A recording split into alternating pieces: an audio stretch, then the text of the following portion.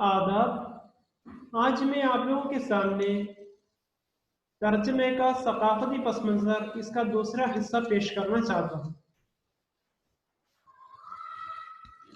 इसमें पिछली जो क्लास में हम लोग उसके जो सकाफती पस मंज़र इस तरह बहुत सारे हम लोग आपसे बात की थी, और आज मैं चंद मखसूस जो मिसालें देकर मैं आपसे बात करना चाहता हूँ। सबसे पहले डिनर की बात करेंगे। लफ्ज़ डिनर का मफ़हूम अलग अलग मुआशरे में, मुआशरा समाज, अलग अलग समाज में, अलग अलग सोसाइटी में अलग अलग है। केरला में दोपहर का उच्चा, दोपहर के सबसे बड़े खाने को डिनर कहते हैं। लंदन और दूसरे ममालिक में शाम या रात का बड़ा खाना डिनर कहा जाता है। अंग्रेजी में सुबह के खाने के लिए ब्रेकफास्ट का लफ्ज इस्तेमाल होता है। इसी तरह दोपहर का खाना, उसके लिए लंच, शाम के खाने के लिए हाई टी, रात के खाने के लिए डिनर या सपर जैसे अल्फाज इस्तेमाल होते हैं। और ब्रेकफास्ट और लंच मिलकर, ब्रेकफास्ट और लंच मिलकर एक और लफ्ज ब्रंच का आजकल इस्तेमाल होने लगे हैं। अब यहाँ पर आप लोगों के सामने एक सवाल ये आ सकता है कि ब्रंच का लफ्ज किन दो अंग्रेजी अल्फाज मिलकर बने हैं। രണ്ടാമത്തെ ചോദ്യം എന്ന് വെച്ചാല് ചോദ്യമല്ല, ശ്രദ്ധിക്കേണ്ട ഒരു കാര്യം എന്ന് വെച്ചാല് ഇവിടെ പറഞ്ഞു डिनर का लफ्ज और उसका माना मुख्तलिफ मुआशरे में मुख्तलिफ तरीके से ली जा रही है, तो उस मुआशरे में किस माने के हिसाब से लिए है, दोपहर के खाने के हिसाब से या रात के बड़े खाने के हिसाब से किस तरह लिया है। तो एक मुतरज्जिम उसका ये काम बनता है कि किस हिसाब से उन्होंने इस लफ्ज का किस माहौल में और किस को पेश करने के लिए उन्होंने इस लफ्ज का इस्तेमाल किया है, उसका खास ख्याल रखा जाए। वो देखकर तर्जमा करने पर ही उनका तर्जमा कामयाब होगा। अब देखते हैं आगे। खाने परोसने के बाद, खाना परोसना, खाना निकाल के रख देना, तैयार करके खाने के लिए तैयार रखना, और उसके बाद खाने पर बुलाए जाने के लिए मुख्तलिफ तरीके राइज है। വ്യത്യസ്ത മാർഗങ്ങൾ, വ്യത്യസ്ത രീതികളുണ്ട് നമ്മൾ ഭക്ഷണത്തിന് വേണ്ടി കഴിക്കാൻ വേണ്ടി എടുത്തു വെച്ചിട്ടുണ്ട്. അപ്പൊ അതിലേക്ക് വിളിക്കാൻ വേണ്ടിയിട്ട് വ്യത്യസ്ത രീതികളിൽ നമുക്ക് ആളുകളെ വിളിക്കാവുന്നതാണ്. മലയാളത്തിലുണ്ട്, എന്താണ്, വരി, കഴിക്കാം, എടുത്തു വെച്ചിട്ടുണ്ട്, ഭക്ഷണം റെഡിയാണ്, ഇങ്ങനെയുള്ള ധാരാളം പദങ്ങളുണ്ട്, നമുക്ക് ഉപയോഗിക്കാവുന്നതാണ്. इसी तरह उर्दू में भी कई अल्फाज उसके लिए, कई जुमले उसके लिए इस्तेमाल होते हैं। मिसाल के तौर पर दस्तरखान बिछाया गया है, दस्तरखान आना सुप्रा, दस्तरखान बिछाया गया है, विरिച്ചിട്ടുണ്ട്। खाना चुना गया है, ताम तैयार है, थाल लग गया है, महजुर हाजिर है, हाजिरी मौजूद है, असराना का इंतजाम किया गया है। അസ്റാന എന്ന് പറഞ്ഞാല് നമ്മൾ നേരത്തെ പറഞ്ഞു ഗാർഡൻ പാർട്ടി യാ ഹൈ ടീ, വൈകുന്നേരത്തെ എന്താണ് പറയാ, അസർ നേരത്തെ എന്നുള്ള ആ ഒരു ചായക്ക്, ആ ഒരു അർത്ഥത്തിലാണ് അസ്റാന എന്ന് പറയുന്നത്. അപ്പൊ ഇവിടെ അസ്റാന का इंतजाम किया गया है, ഇശായിയ ചുനാ ഗയാ ഹെ, ഇശായിയ എന്ന് പറഞ്ഞാൽ രാത്രി ഭക്ഷണം എന്നതിനാണ്. ഖാസ തയ്യാർ ഹെ, ഖാസ എന്ന് പറഞ്ഞാല് നമ്മൾ പറയില്ലേ ബഡാ ഖാന എന്ന അർത്ഥത്തില്, സ്പെഷ്യൽ എന്ന അർത്ഥത്തിൽ പറയില്ലേ, ആ രൂപത്തിലാണ് എന്ത് പറയുന്നത്, ഖാസ തയ്യാർ ഹെ, ഷാഹി ദസ്തർഖാൻ കാ ഖാന, अच्छा और उम्दा खाना, ഈ അർത്ഥത്തിലാണ് എടുക്കുന്നത്. ചട്ടായി ബിഛായി ഗയി ഹെ, चटाई पाया, चटाई बिछाई गई है। इस तरह इन जो अल्फाज, जो जुमले यहाँ पर इस्तेमाल हुए हैं, इन सब का माना खाना तैयार है, खाना खाने के लिए तैयार है, उसी माने में है। लेकिन माहौल के हिसाब से और वहाँ की जो एटमॉस्फेयर है, किस से बात कर रहे हैं, उसी हिसाब से किस तरह का खाना है, उसी हिसाब से किस टाइम का खाना है, उसी हिसाब से इसमें तब्दीली जरूर होती रहती है। अब यहाँ पर एक सवाल ये आ सकता है कि खाने पर बुलाए जाने के लिए उर्दू में इस्तेमाल होने वाले चंद अल्फाज लिखिए। इस तरह एक सवाल आ सकता है। अब आगे बढ़ते हैं। खबर मिर्ग के लिए यानी पास रवे मरण वार्ता അത് അറിയിക്കുന്നതിന് വേണ്ടിയിട്ട് खबर मिर्ग के लिए उर्दू में कई अल्फाज इस्तेमाल होते हैं। हाँ, उससे पहले मैं थोड़ा सा मलयालम का भी जिक्र करूं। मलयालम में भी इस तरह के कई अल्फाज इस्तेमाल होते हैं। ഉദാഹരണമായിട്ട് മരിച്ചു, മരണപ്പെട്ടു, കാലം ചെയ്തു, ചത്തുപോയി, ചെരിഞ്ഞു, അതുപോലെ തന്നെ മരണം പ്രാപിച്ചു, ചരമം പ്രാപിച്ചു, മൃതിയടഞ്ഞു, ദേഹവിയോഗം സംഭവിച്ചു, അതുപോലെ തന്നെ നിര്യാതനായി,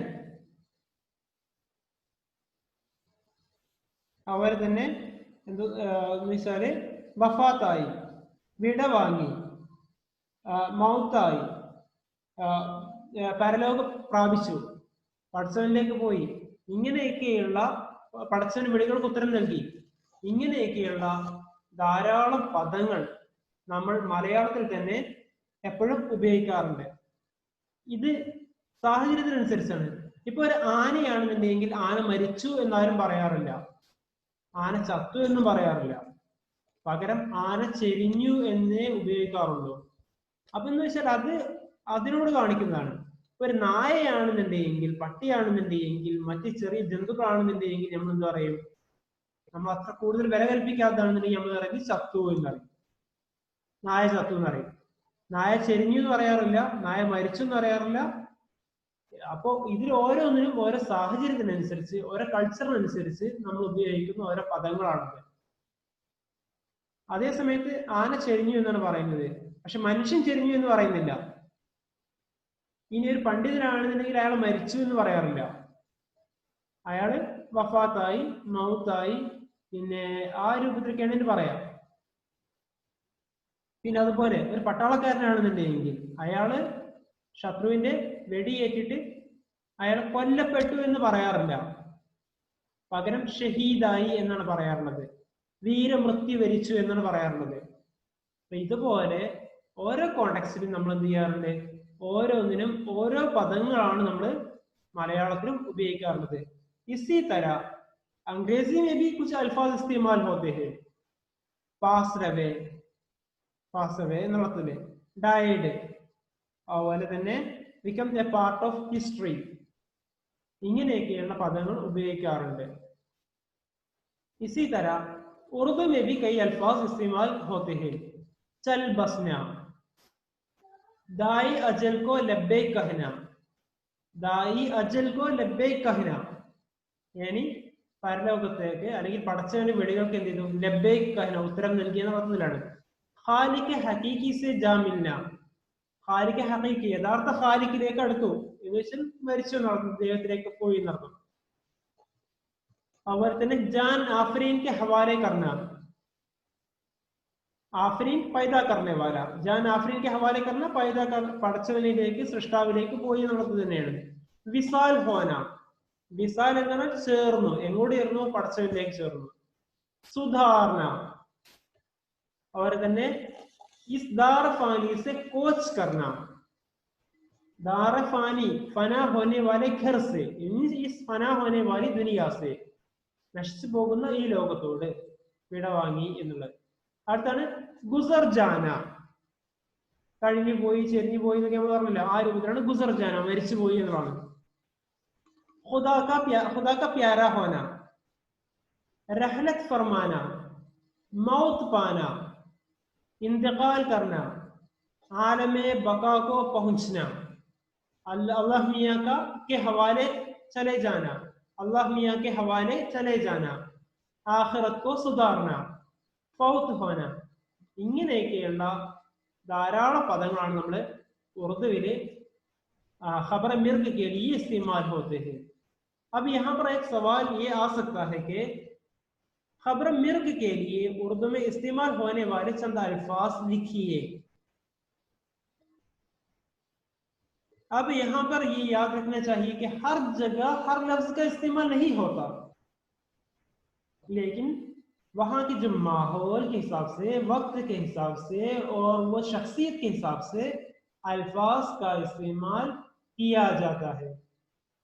इसी तरह एक जबान से दूसरी जबान में तर्जुमा करते वक्त भी इस तरह के जो उसका पस मंजर क्या है, वहाँ के जो माहौल क्या है, उसके हिसाब से हमें मुनासिब अल्फाज का इंतखाब करना पड़ता है।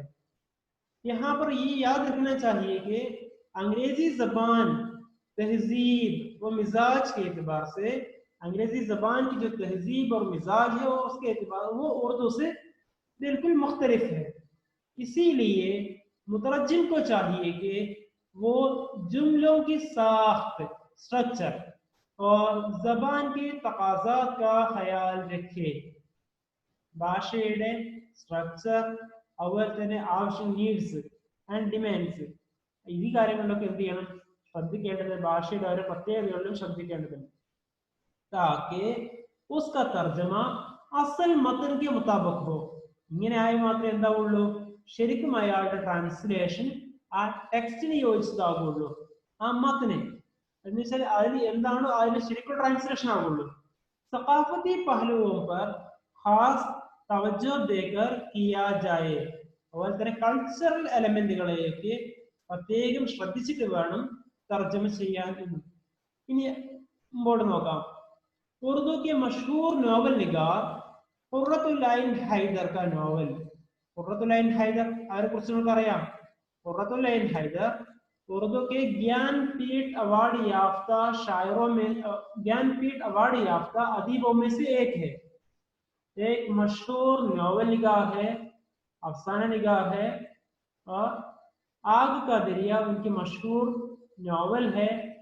और इसी तरह और भी इनकी जो चांदनी बेगम और इस तरह रोशनी की रफ्तार, इस तरह बहुत से और भी नॉवल उन्होंने लिखा है. लेकिन यहाँ पर इनका जो नॉवल है आग का दरिया, और इसी तरह राजेंद्र सिंह बेदी, वो भी उर्दू के एक मशहूर नॉवल निगार है, उनका एक चादर मेली सी. और इसी तरह मलयालम के कलमकार वैकम मोहम्मद बशीर के नॉवलों में हो, इस तरह के जो नॉवलों में, अफसानों में, इनकी जो तख्लीकात में सकाफती पस मंजर, सकाफती अनासिर कसरत से पाई गई है. ഇതിലൊക്കെ നമുക്ക് എന്ത് ചെയ്യാം, ധാരാളം കൾച്ചറൽ എലമെന്റുകൾ കാണാൻ പറ്റും. എന്ന് വെച്ചാൽ ഖുർറത്തുൽ ഐൻ ഹൈദറിനെ കുറിച്ച് പറയുകയാണെന്നുണ്ടെങ്കിൽ ഒരു അപ്പർ ക്ലാസ് ഫാമിലി, അവിടെ ഉപയോഗിക്കുന്ന അവിടുത്തെ കൾച്ചർ, ഈ കാര്യങ്ങൾ നമുക്ക് അവിടെ പ്രത്യേകം കാണാൻ പറ്റും. അതുപോലെ തന്നെ എഡ്യൂക്കേറ്റഡ് ഫാമിലി ആയിരിക്കും അതിനുണ്ടായി അവതരിപ്പിച്ചിരിക്കുന്നുണ്ട്. രാജേന്ദ്ര സിംഗ് ബേദിയുടെ കാര്യം പറയുകയാണെന്നുണ്ടെങ്കിൽ സിഖ്, അതുപോലെ തന്നെ പഞ്ചാബി ഭാഷയുടെ സ്വാധീനം കാര്യമായി നമുക്കതിൽ കാണാൻ പറ്റും. അതുപോലെ തന്നെ വൈക്കം മുഹമ്മദ് ബഷീറിനാണെന്നുണ്ടെങ്കിൽ മാപ്പിളമാരുടെയും മലബാറിന്റെയും ഭാഷാ ശൈലികളും കൾച്ചറുകളും നമുക്കതിൽ പ്രതിഫലിച്ച് കാണാൻ പറ്റുന്നു. इस तरह की सकाफती अनासर हमें कसरत से इनके नॉवलों में, अफसानों में, तख्लीकों में मिल जाते हैं, नजर आते हैं. आगे बढ़ते हैं. वैकम मोहम्मद बशीर का नॉवल निंड पूपो करारंडारनो का तर्जमा उर्दू में मेरे दादा का हाथी के नाम से किया गया है.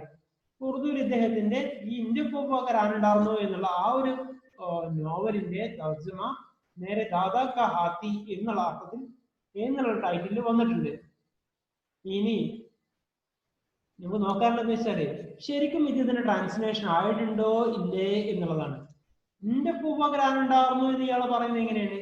ഞങ്ങൾ വലിയ തറവാട്ട് പറഞ്ഞവരാണ്, ഞങ്ങൾ വലിയ ഫാമിലിയുള്ള ആൾക്കാരാണ്, നമ്മളൊക്കെ മോശക്കാരാണ്, ഞങ്ങൾ പാരമ്പര്യമായിട്ട് തന്നെ അങ്ങനെയാണ്, വലിയ ആൾക്കാരാണ് എന്നുള്ളത് കാണിക്കുവാനും അവന്റെ പൊങ്ങച്ചമാണ്. ഒപ്പം തന്നെ എന്ത് ചെയ്യണം, മറ്റുള്ളവരെ എന്ത് ചെയ്യണം, ഒരു തെൻസിയ പഹലുവാണ് അതിൽ നമുക്ക് കാണാൻ പറ്റുന്നത്. എന്നാൽ അതിനെ മേരി ദാദാക്ക ഹാത്തി എന്ന് പറഞ്ഞാൽ എന്റെ വല്യാപ്പാന്റെ ആന എന്ന് പറഞ്ഞാൽ അർത്ഥം എന്ത് ചെയ്യുന്നില്ല, പൂർണ്ണമായിട്ടും ആകുന്നില്ല. വാക്കർത്ഥം ഉണ്ടാകും, പക്ഷെ എന്താകൂല, അതിന് കൾച്ചറൽ കാര്യങ്ങൾ എന്താണോ അതിൽ ഉദ്ദേശിച്ചിട്ടുള്ളത് അതിൽ പ്രകടമാകൂല. क्योंकि इसके मलयालम उन्वान के अंदर जो तंजिया पहलू मौजूद है, ആ മലയാളം അതിന്റെ ടൈറ്റിൽ തന്നെയുള്ള ഒരു തൻസിയ പഹലു, ഒരു ഹാസ്യം, അതെന്ത് ചെയ്യുന്നില്ല. उसकी वजाहत के लिए उर्दू में कोई लफ्ज नहीं है, അതിന് ആപ്റ്റ് ആയിട്ടുള്ള നേരെ ഉറുദു പദം ഇല്ല എന്ന്. എല്ലാ ഭാഷകളിലും സംഭവിക്കുന്നതാണ്. ഇപ്പോ ഖുർആന്റെ തർജ്ജമ മലയാളത്തിൽ ചെയ്യരുത് എന്ന് പറയാൻ കാരണം എന്ന് വെച്ചാല്, പലരും പറയാറുള്ളത് അതുകൊണ്ടാണ്. എന്തെന്ന് വെച്ചാല്, ഇത് മലയാളത്തിലേക്ക് ട്രാൻസ്ലേറ്റ് ചെയ്യാൻ പാകമായ അതിന് മാത്രം ഉള്ള വാക്ക് എന്തില്ല, പദസമ്പത്തുകള് മലയാളത്തിൽ ലഭ്യമല്ല എന്നാണ്. ഉദാഹരണമായിട്ട് പറയണമെങ്കിൽ അള്ളാഹു എന്നുള്ള വാക്കിന് നമ്മൾ തർജ്ജമ ചെയ്യുകയാണെന്നുണ്ടെങ്കിൽ മലയാളത്തിൽ എഴുതുമ്പോൾ ചെയ്യേണ്ടി വരും അല്ലാഹു എന്ന് എഴുതേണ്ടി വരും, അല്ലെങ്കിൽ അള്ളാഹു എന്ന് എഴുതേണ്ടി വരും. ശരിക്കും അതിന്റെ ഉച്ചാരണം എന്ത് ചെയ്യുന്നില്ല, ആ ട്രാൻസാക്ട് ചെയ്യാൻ പറ്റുന്നില്ല. മുഹമ്മദി എന്നുള്ളതിനെ മുഹമ്മദി എന്ന് എഴുതാൻ പറ്റുള്ളൂ. അപ്പൊ ശരിക്കും എന്ത് ചെയ്യുന്നില്ല, അവിടെ ഉച്ചാരണങ്ങളിലും കാര്യങ്ങളിലും ഒക്കെ എന്ത് ചെയ്യുന്നുണ്ട്, യഥാർത്ഥ രൂപത്തിൽ അതിനെ പ്രതിഫലിപ്പിക്കാൻ പറ്റുന്നില്ല എന്നുള്ളതാണ്. ഇതുപോലെ പല പദങ്ങളും പല കാര്യങ്ങൾ കൊണ്ടും. അപ്പൊ ഇത് എല്ലാ ഭാഷകൾക്കും അതിൻ്റെതായ ലിമിറ്റേഷൻസ് ഉണ്ട്. अगर हमें इसका सही मतलब निकालना चाहते हैं, अगर हम लोग ഇനി ശരിക്കും നമ്മൾ ഇതിനെ ട്രാൻസ്ലേറ്റ് ചെയ്യാൻ വേണ്ടി ശ്രമിക്കുകയാണെന്നുണ്ടെങ്കിൽ, ഇതിന്റെ ഒരു ആശയം കൊണ്ടുവരാൻ ശ്രമിക്കുകയാണെന്നുണ്ടെങ്കിൽ, ഉസ്കെ ലിയെ അങ്ങനെയാകുമ്പോ എങ്ങനെ ചെയ്യണം, എന്താവും അതിന്റെ ആശയം നോക്കാം. പിതറം സുൽത്താൻ ബോധ് അബേ മേരെ ദാദേ കെ ബി ഭല ഏക് ഹാത്തി ഹോതാ ഥാ. പിതറം സുൽത്താൻ ബോധ് അബേ മേരെ ദാദാ കെ ബി ഭല ഏക് ഹാത്തി ഹോതാ ഥാ. ഇങ്ങനെ ആവണം. പക്ഷെ ഇങ്ങനെയൊക്കെ പാടുണ്ടെന്നുണ്ടെങ്കിൽ അതിനെ എന്ത് ചെയ്യുന്നില്ല, നമുക്ക് ആ ഒരു സുഖം കിട്ടുന്നില്ല ലാംഗ്വേജിന്റെ. बिल्कुल इसी तरह नॉवल उमराव जान अदा का तर्जमा the story of A prostitute रखना इस नॉवल के साथ न्या इंसाफी होगी. എന്ന് വെച്ചാൽ ഈ പേരിലും അതിന് ട്രാൻസ്ലേറ്റ് ചെയ്യപ്പെട്ടിട്ടുണ്ട് ഇംഗ്ലീഷിലേക്ക്. ശരിക്കും എന്തല്ല, Umrao Jaan she is not a prostitute. आपको इसका एक इस तरह स्टोरी ऑफ ए प्रोस्टिट्यूट लिखना मुनासिब नहीं है, वो उसके बजाय क्या लिखना चाहिए, the story of the Koertzen, the story of the Koertzen, उसका उन्वान रखना चाहिए, रखा जा सकता है. इसी तरह अब यहाँ पर एक सवाल ये आ सकता है कि वैकम मोहम्मद बशीर के किस नॉवल का तर्जमा उर्दू में मेरे दादा के का हाथी के नाम से हुआ है. वैकम मोहम्मद बशीर के चंद नॉवलों के नाम लिखिए. आग का दरिया किसकी तसनीफ है, एक चादर मैलीसी किसकी तसनीफ है. इस तरह के सवाल आ सकता है. तर्जमे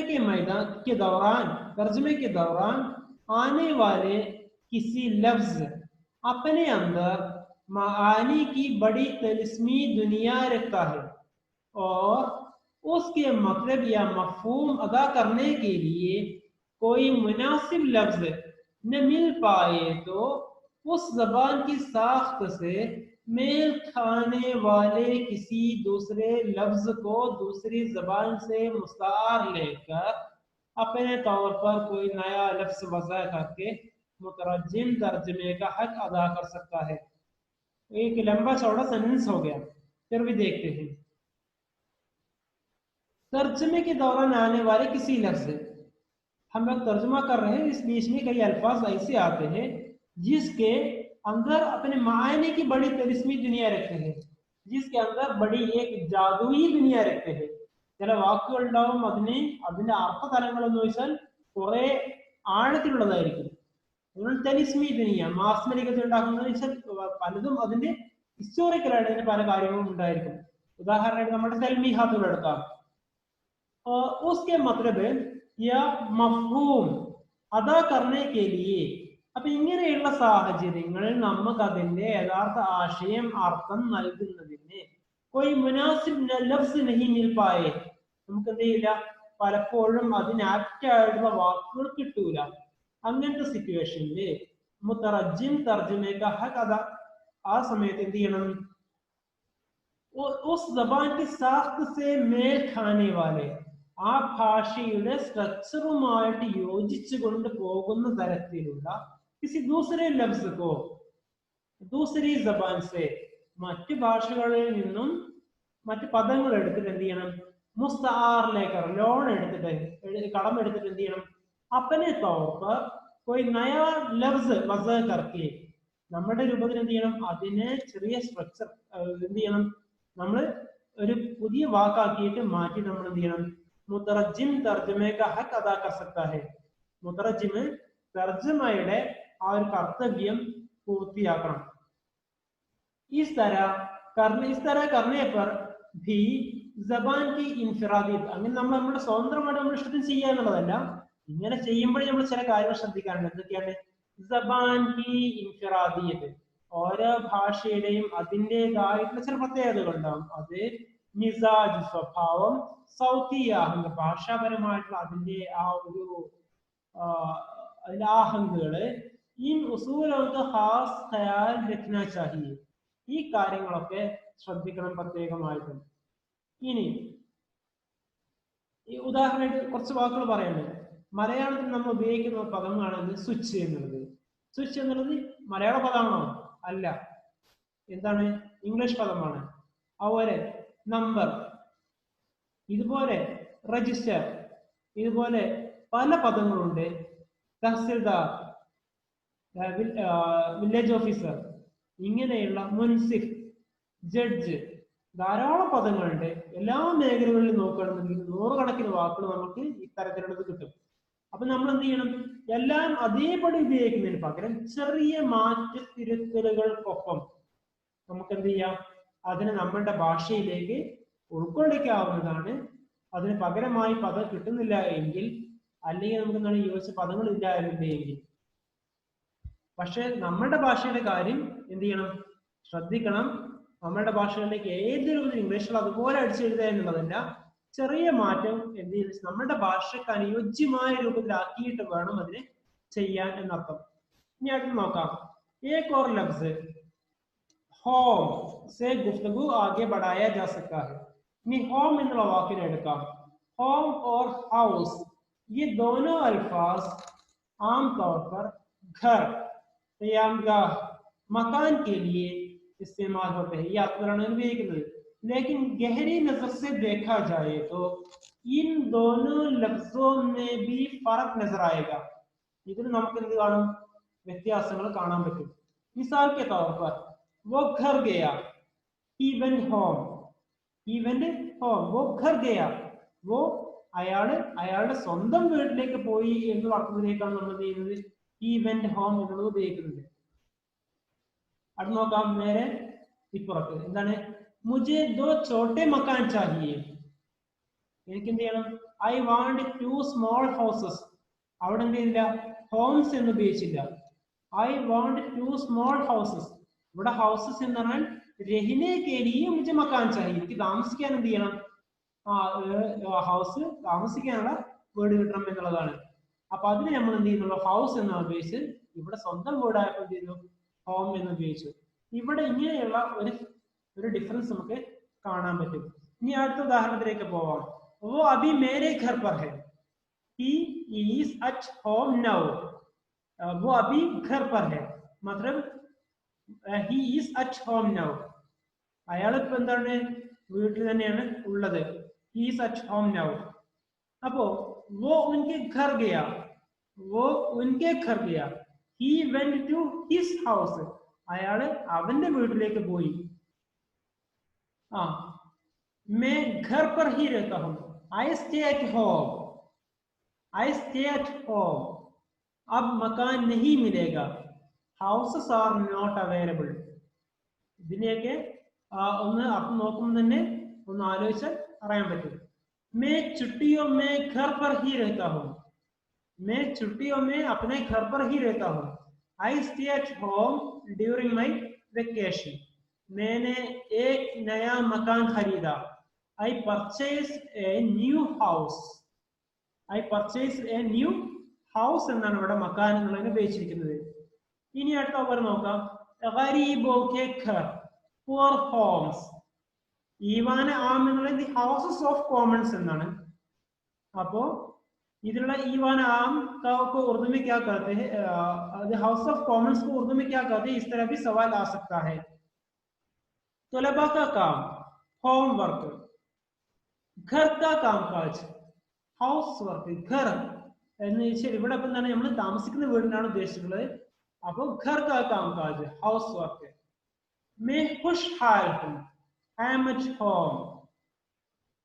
गवर्नमेंट नए मकान बना रहे हैं. Government builds new houses. Government പുതിയ ബിൽഡിങ്ങുകളൊക്കെ കെട്ടിടങ്ങളൊക്കെ ആർക്ക് വേണ്ടിയിട്ട് ഉണ്ടാക്കുന്നുണ്ട്, താമസിക്കാൻ വേണ്ടിയിട്ട്, വീടുകളില്ലാത്ത ആളുകൾക്ക്. ഇനി അവിടെ ഹോം എന്ന് പറയുന്നില്ല. ഘർ ജൈസ കോയി ജഗ യാ മുഖാം നഹീ high. there is no place like home. അപ്പോ ഇങ്ങനെയൊക്കെ ഇത് നിങ്ങൾക്ക് എന്ത് ചെയ്യാം, ये हाउस और होम में फर्क वाज़ी कीजिए. इस तरह एक सवाल ये आ सकता है. उसके अलावा पुअर होम्स के लिए क्या करते हैं, यानी हाउस ऑफ कॉमन ഇങ്ങനെ തർജ്ജമ कीजिए എന്നുണ്ട്. കുറച്ച് ഇംഗ്ലീഷ് പദങ്ങൾ തരും, അതിന് ഉറുദുവിലേക്ക് തർജ്ജമ ചെയ്യാൻ, അല്ലെങ്കിൽ अंग्रेजी से उर्दू में तर्जुमा करने के लिए इस तरह के जो छोटे छोटे अल्फाज या जुमले दिया जा सकता है. इससे साफ जाहिर होता है कि होम से एक खास दिली रिश्ता जुड़ा है, जबकि हाउस में उतना नहीं है. अब कुछ और मिसालें देख लेते हैं. The LTTE are uprooted from their hearths and homes. LTTE എവിടെയാണ്, ശ്രീലങ്കയിൽ ഉണ്ടായിരുന്നതാണ്. അപ്പോ അവിടെ എന്ത് ചെയ്തു, അവിടുത്തെ ഭരണകൂടം LTTE-ക്കാരെ അവരവരുടെ വീടുകളിൽ നിന്നും കുടികളിൽ നിന്നൊക്കെ എന്ത് ചെയ്തു, പിടിതെറിഞ്ഞു എന്ന അർത്ഥത്തിലാണ്. The LTTE are uprooted from their hearths and homes. ഇതിനെ അതുപോലെ തന്നെ the White House of America. The White House of America ആദ്യത്തെ ഹോംസ് എന്നാണ് ഉപയോഗിച്ചിരിക്കുന്നത്, ഇതിന് ഹൗസ് എന്നുള്ളതാണ് ഉപയോഗിച്ചത്. വൈറ്റ് ഹൗസ് ഓഫ് അമേരിക്ക, അമേരിക്കയിലെ വൈറ്റ് ഹൗസ് എന്ന് ഉപയോഗിച്ചുള്ളൂ, വൈറ്റ് ഹോം എന്ന് ഉപയോഗിച്ചിട്ടില്ല. അതുപോലെ തന്നെ the lower house of parliament, സ്ഥിരമായിട്ട് ആർക്കും നിൽക്കാനുള്ളതല്ല. The lower house of parliament. Indian coffee house. അതുപോലെ തന്നെ ദി ഹൗസ് ഓഫ് കോമൺസ്, ഈ വാന ആം എന്നുള്ളതിന്. The house boat, house wife. मंदरजा बाला जुमलों में होम का इस्तेमाल नहीं होता है. अब यहाँ पर मैंने आपको कहा होम और हाउस में फर्क वाज़ी करते हुए मिसालों के साथ लिखिए. इस तरह एक सवाल आ सकता है. शुक्रिया, आज इतना ही.